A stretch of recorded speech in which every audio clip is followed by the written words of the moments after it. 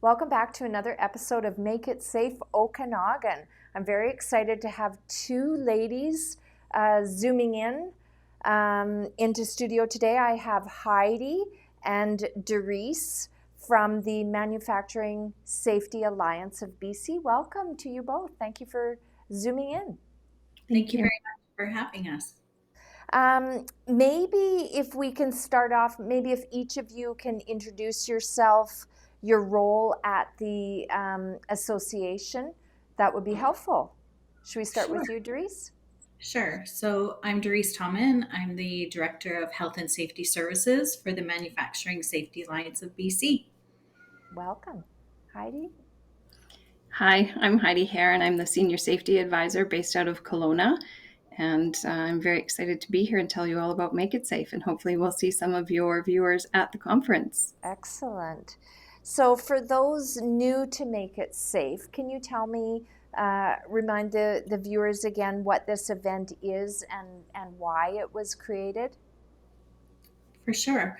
So this event was created. The Manufacturing Safety Alliance is a not for profit health and safety organization that supports manufacturers and food and beverage processing plants throughout British Columbia. And one of the things we recognize is that health and safety education training is a critical component for industry. And so one of the mechanisms we created was Make It Safe so that we could bring it locally to various regions across British Columbia. Love it, love it.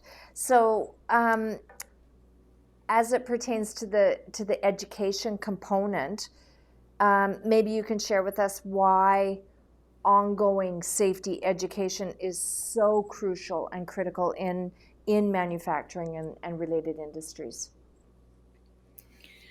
Um, you know what? Education is something that is very important, critical, and not only is it a critical component for manufacturers, but it's a legal responsibility of businesses to provide health and safety training.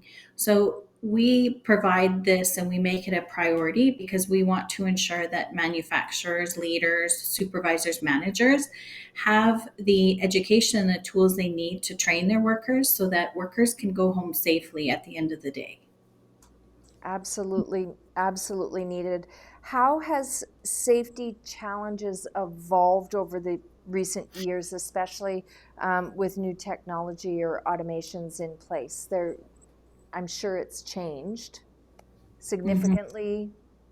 Are Yes, there it's new? changed very significantly. So you have a lot of instances where you've had many people along the process lines, and now they're automating these processes for one reason or another. So maybe they're being proactive with working with ergonomic issues or Mm, material handling, just sort of helping alleviate some of the stresses that are put on the employees for working on those lines, to improve the processes. So then we have to do a lot of retraining, and there's a lot of regulatory components that come in as well. So it's a constant move and continual improvement process with that. So safety training becomes a really big part of that. And then you get the people involved with it so that there's an ownership, and employees will build on the safety culture, because if you prioritize safety training within the organization, it's really going to promote that well-being and that sense of well-being, and that your company cares for you. So if you've got all of these changes coming in, having the employees work with you to create new processes and create training programs to help retrain and rework, then that's a positive thing, being very proactive. and I think if it's recognized as an organizational commitment, I think it would be practiced and would be maybe monitored by others, making sure that their coworkers are safe if they see something that maybe isn't safety compliant from the constant education that they're learning. Yes. So, Heidi, the workshop options at Make It Safe, what types of workshops can attendees expect this year? So our hands-on workshops that we have one specifically on ergonomics. So we're working collaboratively with WorkSafe BC, and multiple skeletal injuries are that's a mouthful to say, trust me. Are about 25% of injuries at work, and we're trying to take a proactive stance on this as opposed to jumping in at the return to work program and readjusting the processes to fit injured workers. We're trying to be proactive. So we're trying to take away from this the ability for the company to come in and do their own risk assessment. So as you can appreciate, the documentation is not always easy to work through. So we've worked with WorkSafe to create this workshop where you come in, we give you a task, we work through it as a whole audience, come up with the assessment, fill in the paperwork, show you how, come up with controls. And then from this, you walk away and you can take this back to your own company and do your own risk assessment. So it is a regulatory requirement.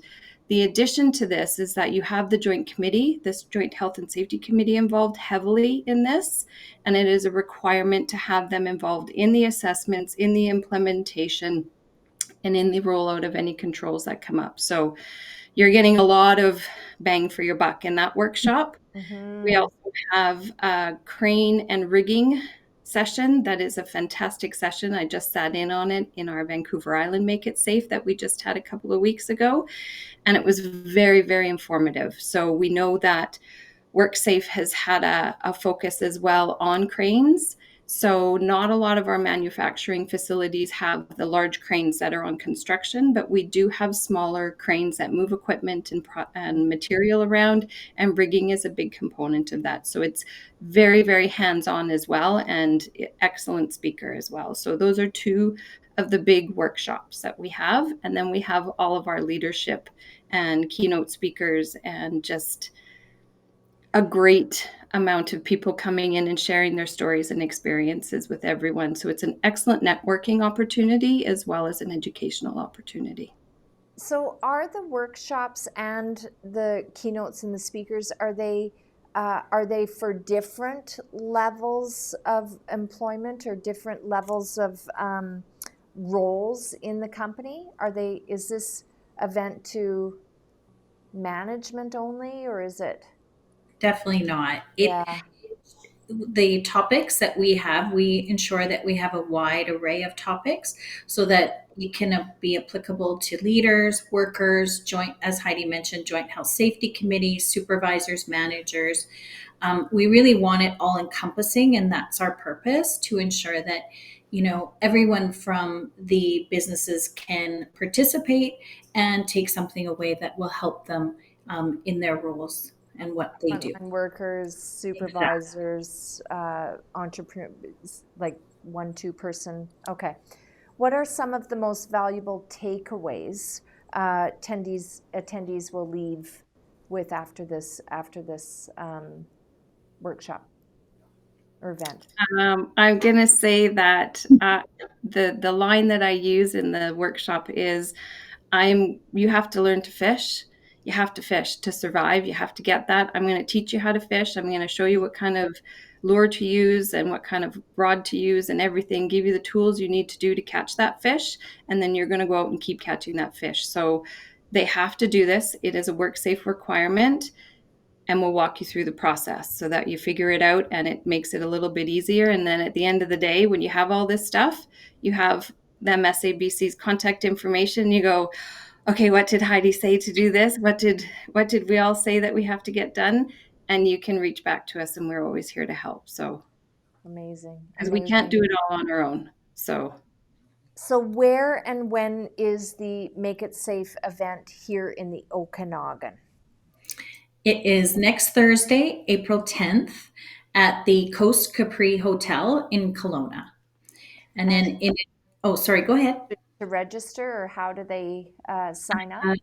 Yeah, they can go to our website at the Manufacturing Safety Alliance BC.ca and register there, or they can reach out to myself or Heidi.